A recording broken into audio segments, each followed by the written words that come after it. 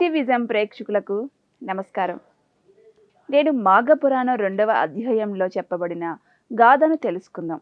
ఇందులో దిలీప మహారాజు వేటకు బయలుదేరుట గురించి చెబుతున్నారు. దిలీపుడను మహారాజు అనేక యజ్ఞయాగాది క్రతువులను వచ్చిన గొప్ప పుణ్యాత్ముడు. అతడు తన రాజ్యమందలి ప్రజలను తండ్రి వలె అన్ని విధములా కాపాడుచుండెను. ఒకనాడ భూపాలునకు వేట నిమిత్తం అడవికి పోవేలనని కోరిక కలిగెను. మనసున కలిగిన కోరికను ఎట్టి వాళ్ళకైనను నెరవేర్చుకొనుట సహజమే కదా.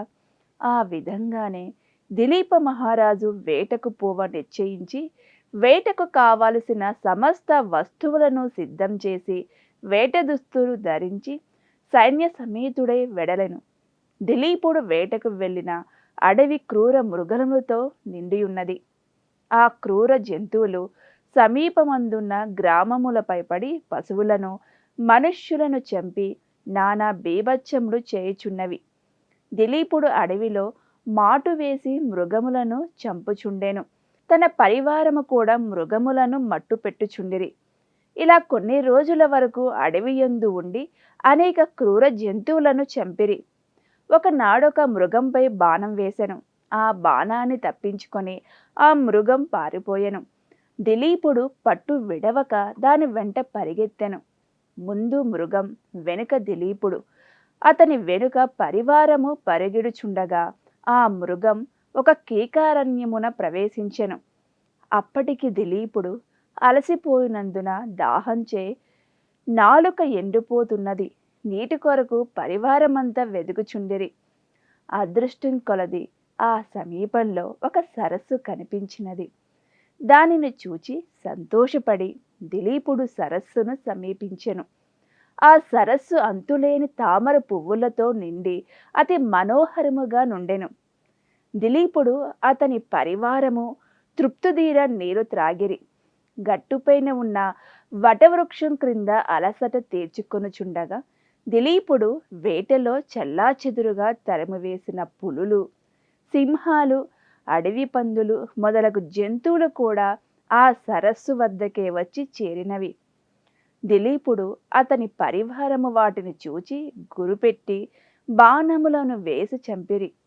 దిలీపుడు సంతోషించి వాడి చర్మాలను ఒలిపించి తన నగరమునకు బయలుదేరి వెళ్ళిపోవచుండెను. అటులా ఇంటి ముఖం పెట్టి వెలుచున్న సమయమున మార్గమందు ఒక సద్బ్రాహ్మణుడు ఎదురయ్యెను. ఆ బ్రాహ్మణుడు బ్రహ్మ తేజస్సు కలిగి ప్రకాశించుచుండెను. ఆ విప్రును చూడగానే దిలీపుడు ఆగి నమస్కరించి చేతులు జోడించి నిలబడియుండెను.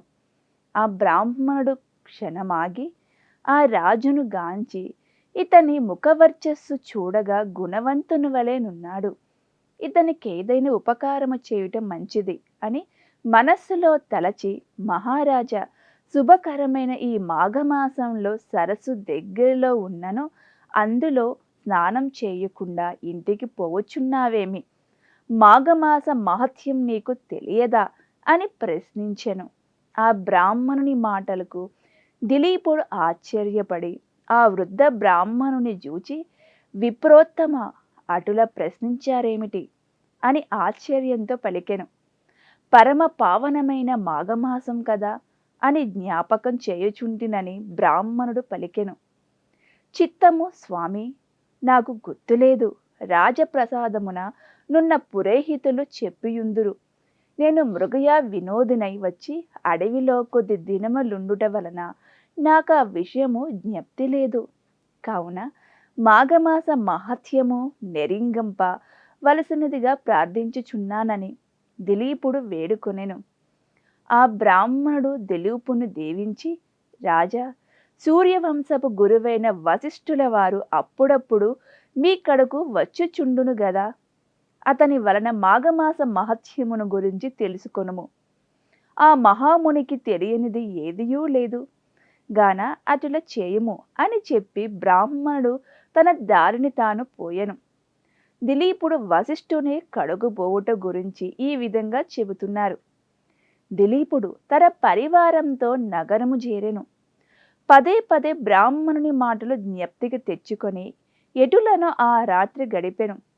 మరునాడు ప్రాతకాలమున లేచి కాలకృత్యములు తీర్చుకొని మంచి ఉడుపులు సకలాభరణములు ధరించి మంత్రి సామంతాదులతో వశిష్ఠుల వారి దర్శనమునకై వారి ఆశ్రమునకు వెళ్ళెను. ఆ సమయంలో వశిష్ఠుల వారు తపమాచరించుకొనుచున్నారు. శిష్యులు వేద పఠనం గావించుచున్నారు. దిలీపుడు ఆ దృశ్యమును చూచి వారికి తపోభంగము కలుగనీయరాదని కొంత తడువు వేచియుండెను. దిలీప మహారాజుకు వశిష్ఠుల వారు గురుతుల్యులు. అందుచే గురుభక్తి మిక్కుటమగుట నుండెను. మరి కొంతసేపటికి వశిష్ఠుడు తపస్సు నుండి లేచి రాజును కుశల ప్రశ్నలు అడిగి ఉచితాసనముపై కూర్చుండబెట్టి వచ్చిన రాజును కారణమేమని అడిగెను. దిలీపుడు వశిష్ఠునితో, ఋషిసత్తమ, తమ వలన నేను అనేక రాజధర్మములు పురాణేతిహాసములు విని సంతుష్టుడనైతిని. కానీ మాఘమాస మహత్యమును గాని దాని ధర్మములు గాని తెలియనందున ఆ విషయములు తమ నుండి తెలుసుకొన గోరి తమ వద్దకు వచ్చి తిని గాన పరమ పావనము మంగళప్రదము అయిన మాఘమాస మహత్యమును వివరించవలసినదిగా కోరుచున్నాను అనెను. అవును మహారాజా, నీవు కోరిన కోరిక సమంజసమైనదే. మాఘమాసము యొక్క మహత్యము ప్రతి ఒక్కరు తెలుసుకొని తరించవలసిన ఆవశ్యకత ఎంతైనా గలదు. మాఘమాసం యొక్క మహత్యమును వర్ణింప నాకు కూడా సఖ్యము కాదు. ఇతర దినములలో చేయు క్రతువులు గాని యాగములు కాని ఇవ్వనంత ఫలము కేవలము మాఘమాసములో చేయు నది స్నానము వలన గొప్ప ఫలము కలుగును. అటువంటి ఫలమునిచ్చి మాఘమాసము అన్ని విధముల శుభప్రదమైనది గాన ఈ మాఘమాసమునందు చేయు నది స్నానముల వలన మనుజుడు పుణ్యాత్ముడు అగుచున్నాడు. అంతేగాదు, మాఘము అని విధాల పుణ్యప్రదమైనది. అంతేకాక పుణ్యకార్యము వలన స్వర్గలోక ప్రాప్తి తాత్కాలికంగా కలుగును గాని మాఘమాసంలో సంపాదించిన ఫలము వలన శాశ్వత స్వర్గలోక ప్రాప్తి కలుగును. ఇంతకన్నా మహత్తు గలది మరొకటి లేదు. ఇది 2వ భాగంలోని కథాంశం. 3వ భాగంలో తరువాత కథను తెలుసుకుందాం. మళ్ళీ కలుద్దాం. నమస్కారం.